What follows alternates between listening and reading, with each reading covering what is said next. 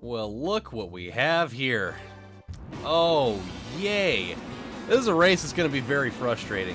I mean, I did the qualifier for this, and it really wasn't that bad. Like, I was able to, you know, get pole position on my first lap, essentially. But it definitely presents a wealth of problems. Like, this is one that could so easily get away from me if I'm not careful. Like, if I spin out one time, this thing is done for. Because, I mean, even with me overtaking pole position on my first lap, I really had to be on top of my own shit in order to pull it off.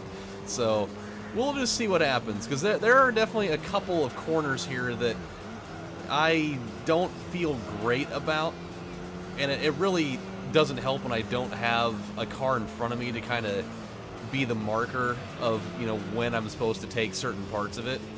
So we'll see what happens. I mean, for now, I feel like I'm doing okay, but we'll kind of assess that as we go. Anywho, what's going on, everybody? Your host, LovelyCheesePizza here. Welcome back to Let's Play some more Gran Turismo 3, the ultimate driving simulator, where we are doing Tokyo R246, a level or race or whatever that has caused me no end of trouble numerous times throughout our playthrough of this, and now we're locked up in a 15 lap version of it. And so far, for an opening lap where our tires are still kind of warming up to the experience, we actually have done pretty well. But the rest remains to be seen as we go along through this. So we will see what happens. I don't know if they're going to take pit stops in here or not. I really am banking on the idea that I'm not going to have to do it. I hope that stays the case, because I really don't want to deal with it. Okay, let's just deal with this. I have a story that I really don't understand, and it really upsets me, because I don't know. Here's the question that's going to kind of preface the whole thing, and that will, you know, this will kind of lay the ground floor for how the rest of this goes. How do you place percentage of fault on something? I heard a story about something that happened up in Portland. It was like a couple days, or at least I heard about, you know, the end part of it. She got awarded $15 million from, I don't know who. It would either be from, I think, from TriMet, probably, which is one of the transportation companies that's in Portland. She was awarded $15 million from them after it was deemed that they were a certain percentage at fault for hitting her with a train and severing one of her legs and, like, breaking a couple of her ribs and causing internal injuries after she stepped in front of the train and got hit by it. And so here's where things get weird and dicey, and the whole percentage of fault thing comes in that I don't fucking understand to save my own life. So here it goes. So this train was pulling into the station, and, you know, she's like essentially running through the train station with headphones in, blaring loud ass music that's probably terrible because it's Portland, let's be honest with ourselves. And there goes the lead. So she's blasting music. She has a hooded sweatshirt on with the hood up. She's blasting music so she can't hear anything going on in her surrounding area. She's also obviously not paying attention to her surroundings either. The train comes in, it's getting ready to start, you know, slowing down to you know, park and whatever, and start getting more passengers on and off. And in the process of this, it lays on the horn for apparently only 2.3 seconds instead of the required 4. Who would even know that? Like, do they have like an audio recording just of the train horn? That, like, if it's not long enough, there's like this red light that goes off and the room says, "Ha you didn't fucking do it long enough. you have committed an infraction of train horning." But apparently they didn't lay on the horn long enough. She didn't hear it, and so she just stepped right in front of the train and got totally plowed by it, and it severed her leg. and just crunched a couple of her ribs and did a number of other things. And so it ended up being this big old huge legal battle, but the end statement of it was that there were 3 different people at fault for it. And they deemed percentages of it. So it was like, I don't remember the exact numbers, but the lady herself was responsible for 42% of the accident. Oh shit. Oh no. Oh god, there goes that. I mean, that's a pretty minute mistake. I can totally recover from that one. Had I fully spun out, I would have been absolutely dead in the water, because even this is going to take a little bit to deal with. But yeah, they deemed that the woman herself was responsible for like 42% of the accident, which I don't even know how that even becomes a thing. The driver of the train was responsible for 15% of it, which again, I have no idea how they determined that. And then the company, the transportation company, TriMet, was responsible for the other like 41% or whatever number it was.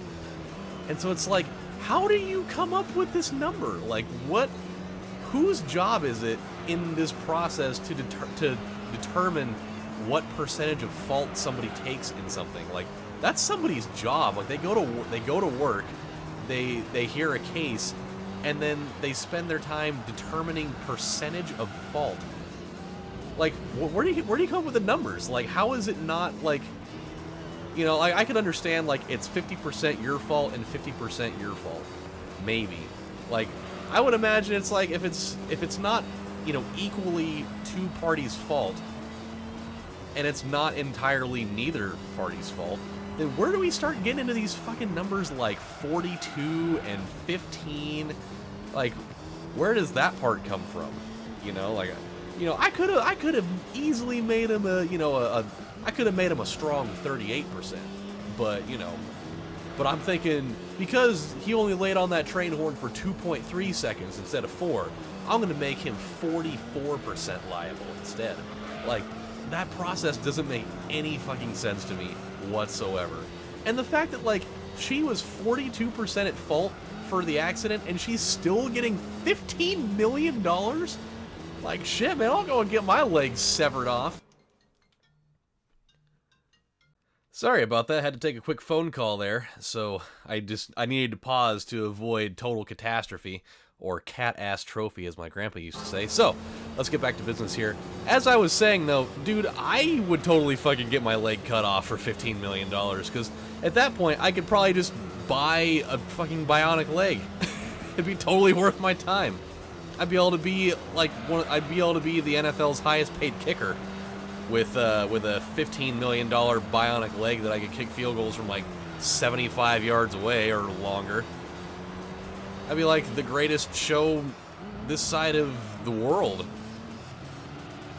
Oh god, I'd be even more popular than the garbage picking field goal kicking guy that I'm pretty sure was Tony Danza, possibly. Was that what that was? I don't fucking remember. I saw that movie like twice maybe, and it was when I was really little, so I really don't remember much of that at all. Okay, let's chill here. Still have not cracked the code on when exactly to start laying the brakes on for that. That one just catches me off guard every damn time. Alright, here we go. We're rolling. We're doing well. But yeah, dude, that percentage of fault thing just doesn't make any godforsaken sense. I mean, I'm sure the process is probably a lot more cut and dry than I'm really giving it credit for. I think I'm probably making way too big of a stink about it. But at the same time, you know, what are you gonna do? Oh, here's another thing. This is in the sports realm, so I'm sure like half of you are gonna totally fucking tune out for this, but I found this interesting because it's one of the weirdest things I've ever come across, and I've known about this for a long time, but it just kind of reared its head out again.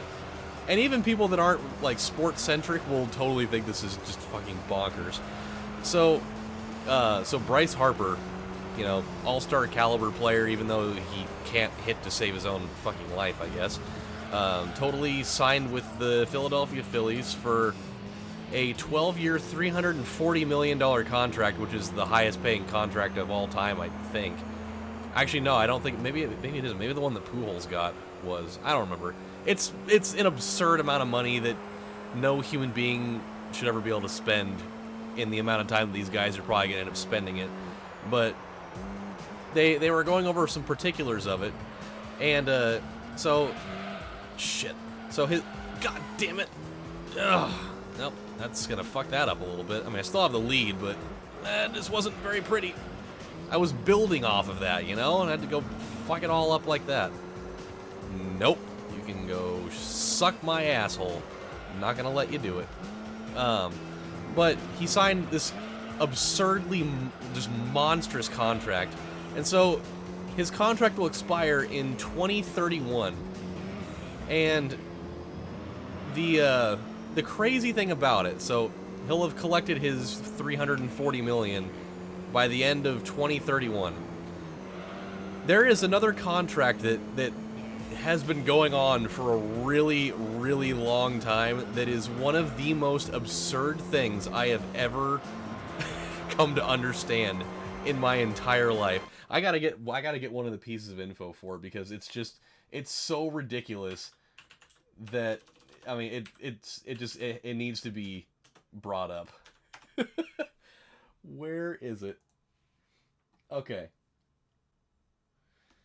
so I don't understand all the particulars of this, because there's a lot of it that doesn't entirely make sense, especially because I'm like glossing over it at lightning speed. But basically what happened was, back in 1985, Bobby Bonilla, who had, you know, gotten either traded or, you know, was a free agent and signed with the New York Mets after playing for the Pittsburgh Pirates and being awesome, by the way. Playing RBI Baseball 2 with the Pirates with him and Barry Bonds is absolutely just fucking mayhem. It is so awesome, though. That team is great. But he got a deal in 1985 from the Mets.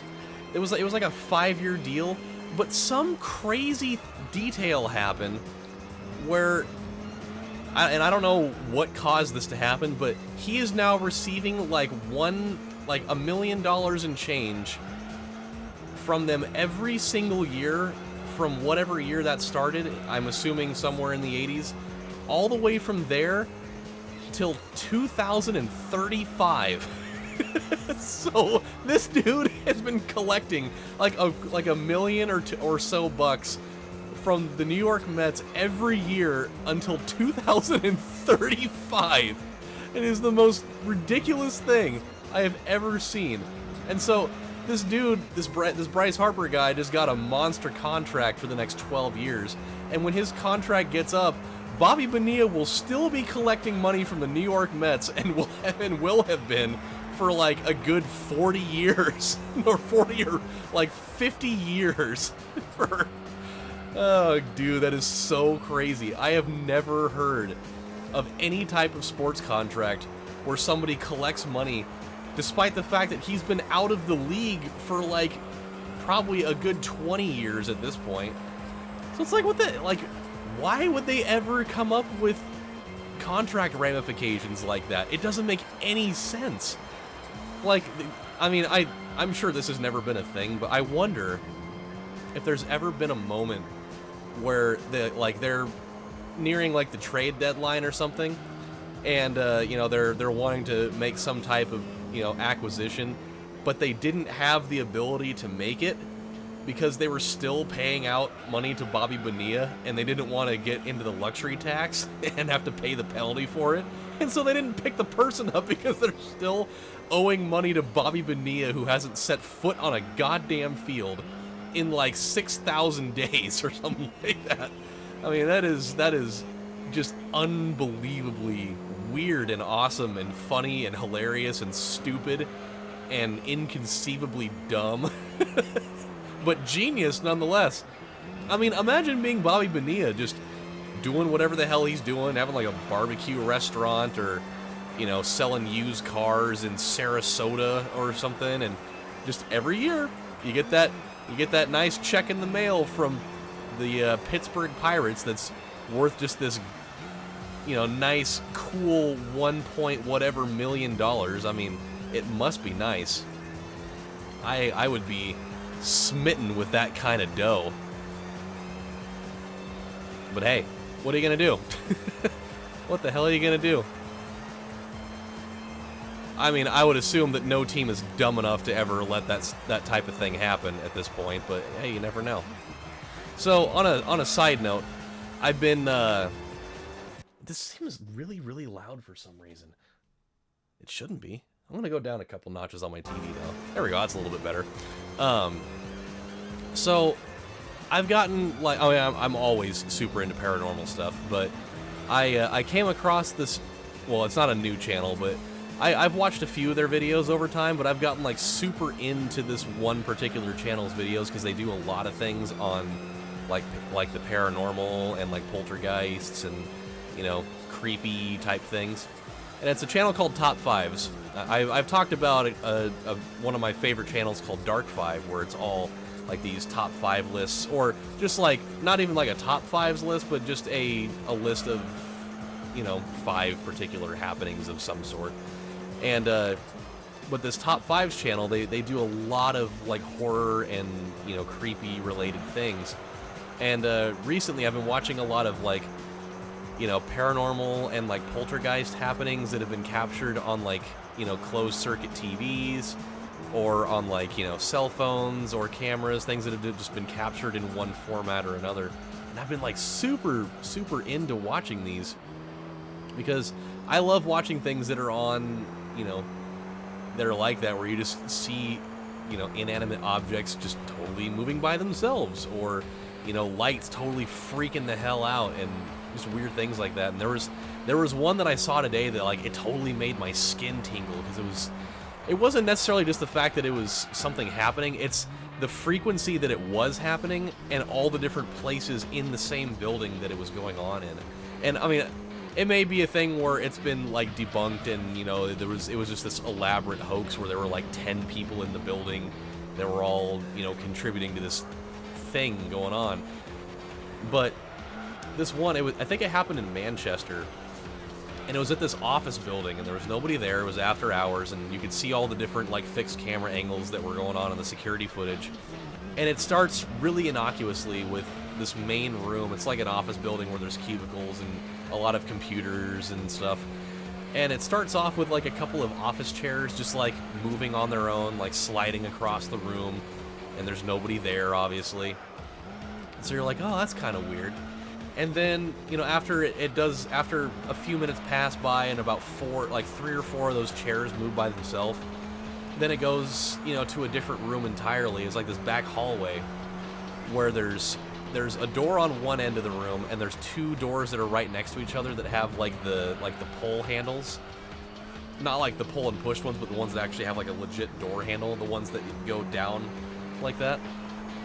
And there were ones where like it was like somebody was just pulling them but not opening it, and they were just like jiggling the handle or whatever. And the part that was weird about it is like anybody could stage doing that, where they just like try to do it really, really quickly all the time. But both doors were doing it simultaneously at the exact same time at like this ungodly fast speed. Like it's like somebody could totally do it, and it wasn't like a speed that's totally inhuman, but it was really fast. But both doors had it perfectly synchronized, that they were both going down and up at the exact same time at this freakishly fast speed. And they did it just constantly for like a good 5 or 10 minutes, and like you could still hear it as they were panning into different rooms while they were going. Like they went into this other room where like there's like this filing cabinet where one of the drawers opened and papers flew out of it upwards.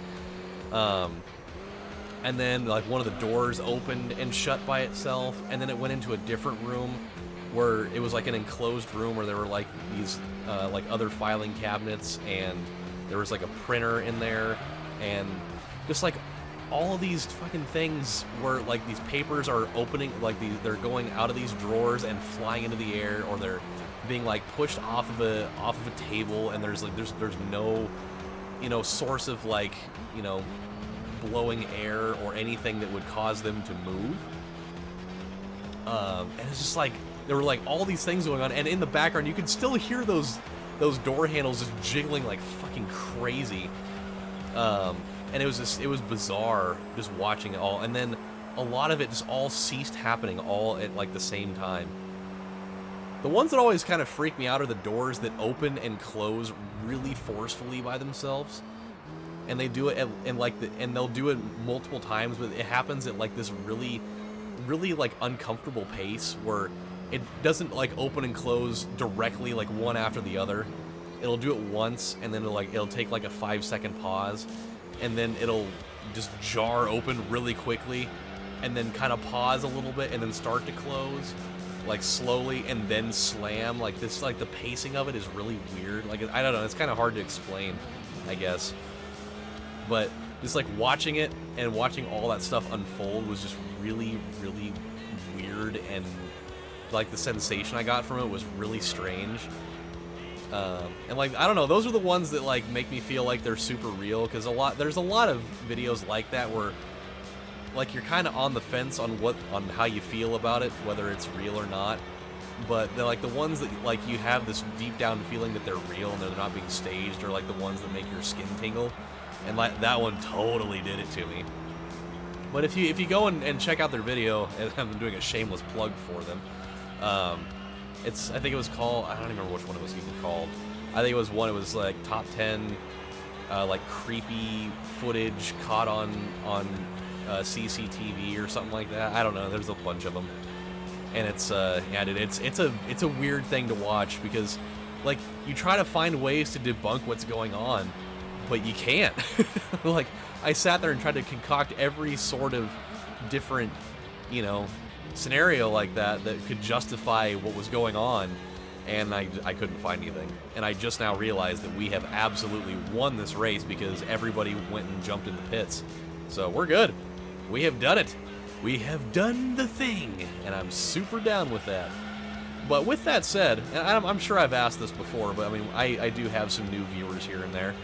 Have any of you guys ever had like a weird type of poltergeist activity sort of thing ever go on, either in your house or, you know, in a place that you went that was, you know, haunted, or just being out somewhere? Like, have you ever had an experience like that like either you actively knew it was going on, or you didn't see anything but you could feel something tangibly, you know, not quite right going on, you know? I've certainly told you guys about plenty of things that I've had that have happened that I couldn't explain, that were most certainly really weird and potentially paranormal. I mean, you guys have even seen the thing about the white mist in my office. I already told you guys about that, I think, last week. So that was a thing all its own. But yeah, I'm always curious about hearing things that happen to people, because everybody's got a different story. They all have a different experience, and that type of stuff really intrigues me. So yeah. But anywho, we're moving on here. I'm getting really hungry again. I think I might go back into the kitchen after this episode is done. I think I might have another piece of the homemade pizza that Michaela totally made.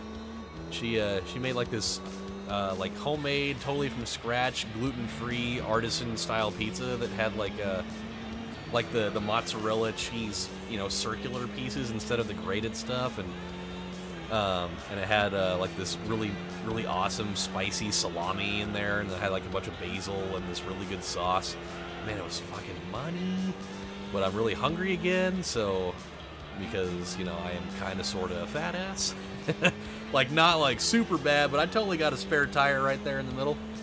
And I don't mean the kind that's going to totally change for this Corvette here in case it blows one. I don't think I'd be able to pull a chunk of my fat out and slap it on and have that thing be able to drive, but God, that'd be so gross.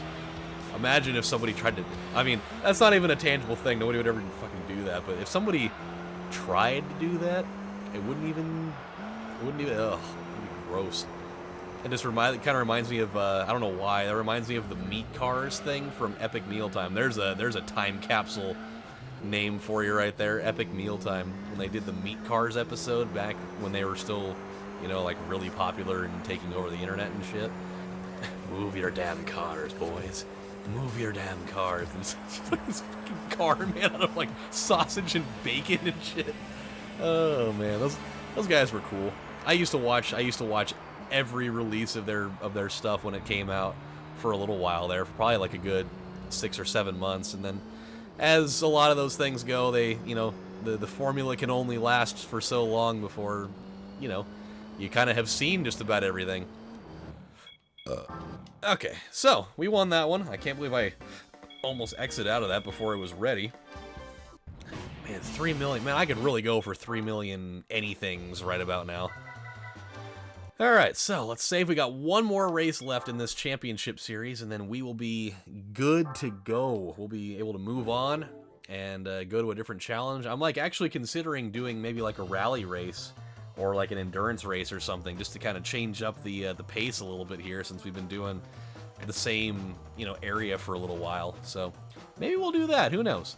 But until then, my friends, this is your host, LovelyCheesePizza, saying thank you guys for watching. When we come back, we'll knock out that last one, of which I'm pretty sure it's Côte d'Azur. Azur? I think it's Azur.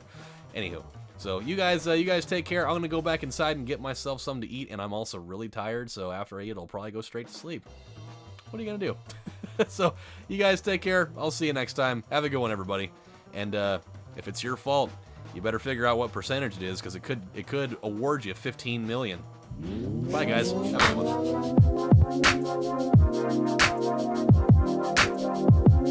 one.